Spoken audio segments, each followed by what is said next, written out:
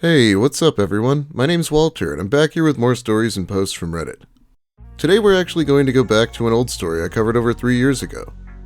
I was a lot worse at making videos back then, in my opinion, and the whole channel's demonetized anyway, so I think I should give some of the classics another shot. This is a story about a neckbeard. Neckbeards are those fine gentlemen who grow very classy beards on their neck. It's not a requirement though. Acting pretentious is. Let's begin with Neckbeards from Reddit. This story was posted 4 years ago now. The author actually watched my videos the first time and showed up in the comments. I kind of remember the story, but I didn't read through it, so these are my honest reactions. My first altercation with Magicbeard. New to posting, so forgive me if I don't know the etiquette. I probably didn't format this right. I met this neckbeard my first semester in college, but let's first introduce the characters. There's me. I'm a short, petite white girl with long red hair. I'm nerdy, but not in the classic sense. I don't obsess over the newest Marvel/DC movie, never managed to get into Magic or D&D, don't watch anime, and rarely play popular video games.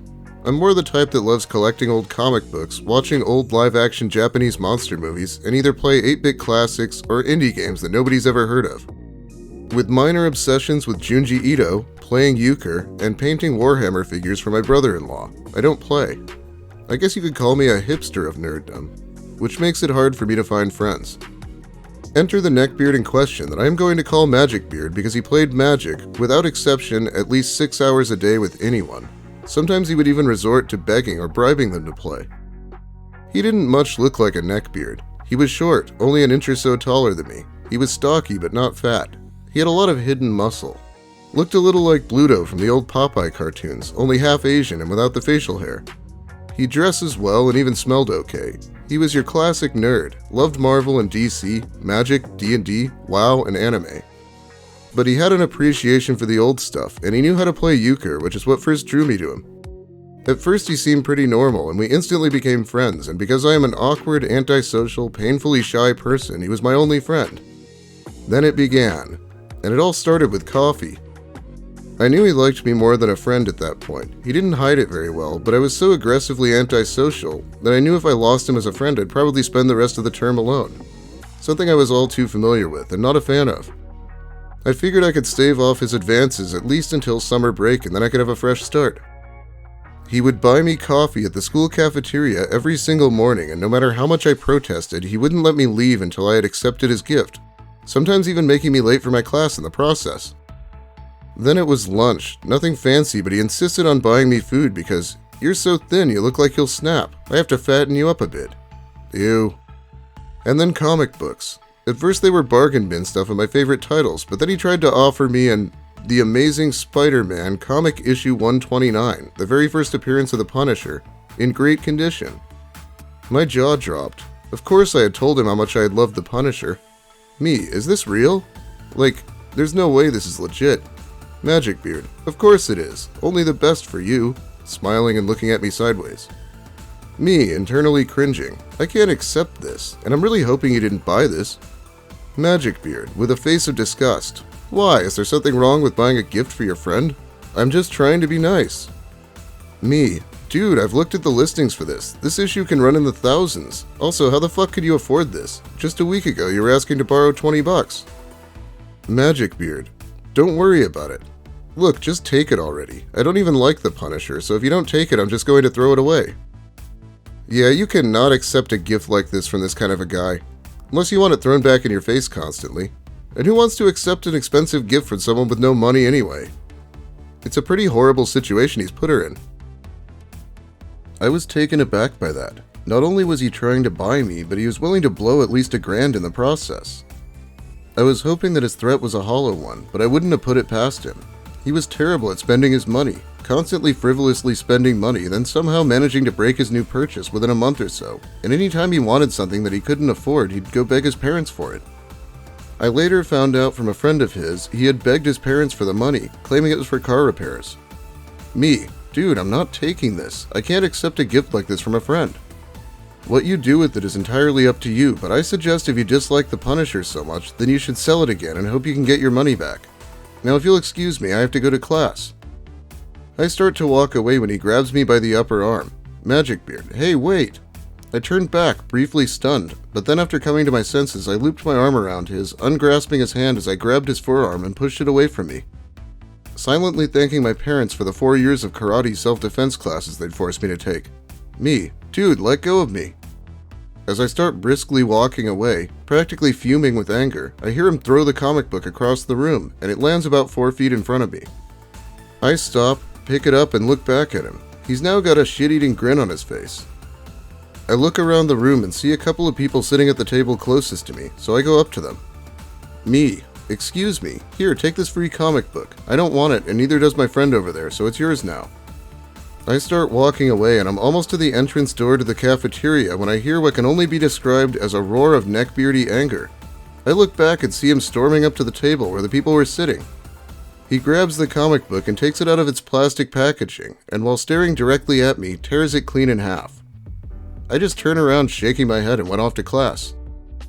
The author says in the comments that she eventually got a hold of a copy of this issue for cheap. Not in great condition, but at least it wasn't attached to a neckbeard, and that's the best condition of all, right? This is actually kind of abnormal for a nice guy. They're usually pretty ready to theoretically take their money back.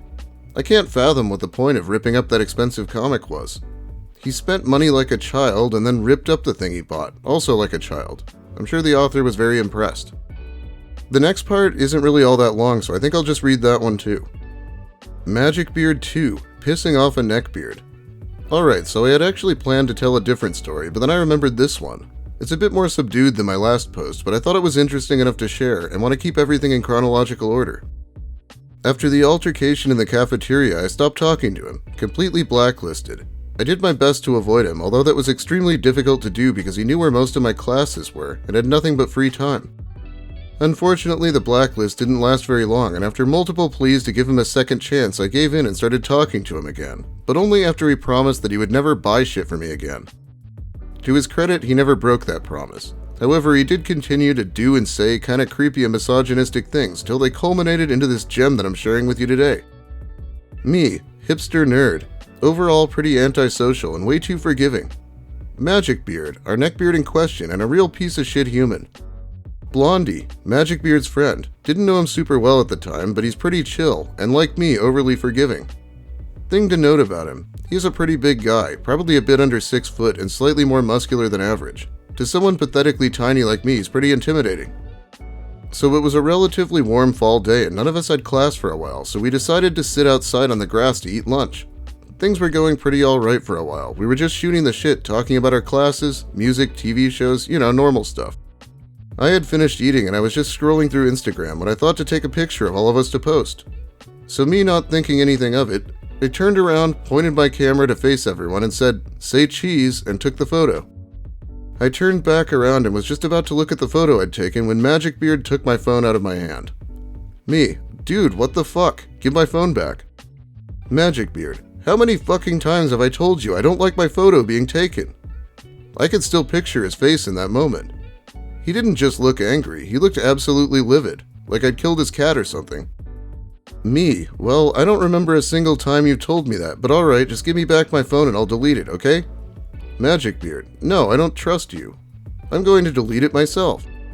Me, come on, dude, I didn't even know, I'll delete it, I swear. Now, apparently at some point during this whole thing, he had finished deleting the photo, because as I was finished saying that, I looked down at my phone in his hand, and I swear to fucking God, he was swiping through my pictures. In that moment, my stomach churned. There were definitely some not safe for work pics in there, and I had no idea how buried they were. So as anyone would, I start to panic. Me, dude, what the fuck are you doing? Give me back my fucking phone. As I'm saying this, I'm lunging for my phone, but even as he's trying to keep my phone away from me, he's still swiping through my pics. Then, like a saint, in steps Blondie. He pushed me aside and grabbed Magicbeard's arm and said something along the lines of, "Dude, you're being a dick." Magicbeard didn't take kindly to that, so he tried to throw my phone to the ground, which didn't work out so well because Blondie was still holding his arm in place. He pulled his arm free and started to storm off back into the college, but before he got to the closest set of doors, he screamed back at me, "Whatever. That was a bitch move. You should have known better." To this day, I have no idea what he was looking for, but I can guess, and I have no idea what he saw. If he did see anything, he wasn't dumb enough to tell me about it. Makes me wonder if he was even upset about me taking the picture, or if he just saw an opportunity to creep. Well, we all know what he was doing. This guy's pretty handsy too, isn't he? I can't really imagine a situation where you should grab someone else's phone. I'd probably hit someone pretty quickly over it, and I'm not even concerned about photos. You just shouldn't do that. That and grabbing her in the first story was even more out of nowhere. Well, let's read a few posts and then I'll wrap up this video. John 13:34 commands Christians to be as omnibenevolent as Christ, towards everyone, even atheists. I want a hot 21-year-old girlfriend.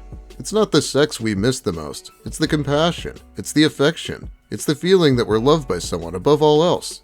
Evidence first. Can't even do that for me, can you, God? As you can see, the broke atheist, Lucas, is really fucking up the basics of atheism by constantly begging the God he doesn't believe in for things, and even people somehow. Great stuff. It's weird how when a man says no, it means no, but when a woman says no, it's the start of a negotiation. Well, that's just not true. And this man has literally threatened to call the cops on women for talking to other men. One more. If the theists get the best babes, that's on your money, opulence, and greed, hypocrites. Even Jesus agrees with my atheist ass. Shut your mouths, religious, and hook me up. Appreciate it. Some guy in the comments accused him of being satire, to which Lucas just started quoting Rob Zombie lyrics at him. Alright, I think that's about enough of that madness for one day. Thanks for watching, everyone. If you liked the video, please give it a like. If you have something to say, I hope you do let me hear it. I've never really gone back to cover anything before, and I'm not sure if it's something people would be interested in or not. My quality should be better now, though. If you're new here, consider subscribing for more of the same kind of content, including the rest of the Magicbeard story, which gets a lot crazier after this, believe it or not. I'll be shouting out my patrons who support me more directly soon here, but thanks to new patrons Bethy Williams, Leanne Summers, Cacti Lady Wither, and Wernology, who runs the channel you'll want to check out if you want more Lucas Werner. Have a great night, everyone, and just be glad you've never had to have someone put a condition on friendship that you're not allowed to buy them things. That must feel weird.